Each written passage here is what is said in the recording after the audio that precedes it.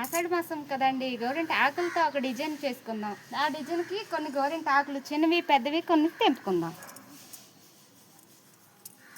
చూసారా చెట్టు ఎంత బాగుంది కదా, బాగా చిగురించి ఎంత అందంగా కనిపిస్తుంది కదా.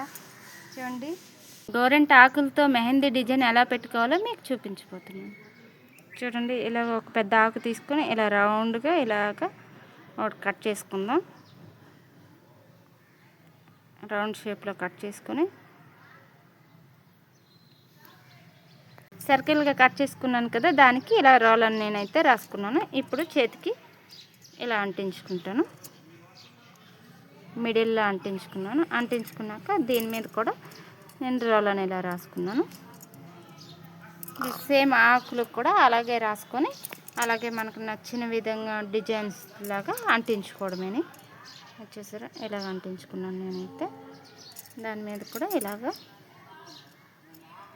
నేనైతే ఇలా డిజైన్ పెట్టుకున్నాను కదండి. మీకు ఎలా నచ్చితే అలా డిజైన్ పెట్టుకోవచ్చు. ఏ షేప్లో కావాలంటే ఆ షేప్లో. చూడండి, చూసారా, మీకు నచ్చినట్లయితే సబ్స్క్రైబ్ చేసుకోవడం మర్చిపోకండి. ఇలా డిజైన్ పెట్టేసుకున్నాం కదండి. ఈ ఆకులు అయితే పైకి లేచిపోతుంటాయి. లేచిపోకుండా ఇలా టేప్ పెట్టేసుకున్నాం. టేప్ పెట్టేసుకున్నట్టే కరెక్ట్గా అవి పండుతాయి. పైకి లేకుండా పడిపోకుండా పండుతూ ఉంటాయి. ఆకులన్నీ కూడా బ్లాక్గా అయిపోయి కదండి, బాగా పండిపోయి. ఇప్పుడు చూడండి, ఒక్కొక్కటి తీస్తాను, ఎలా పండిందో మీకు చూపిస్తాను. చూడండి, చూసారా ఎంత రెడ్గా పండిందో. ఈ చిట్కా కానీ మీకు నచ్చినట్లయితే సబ్స్క్రైబ్ చేసుకోవడం మర్చిపోకండి.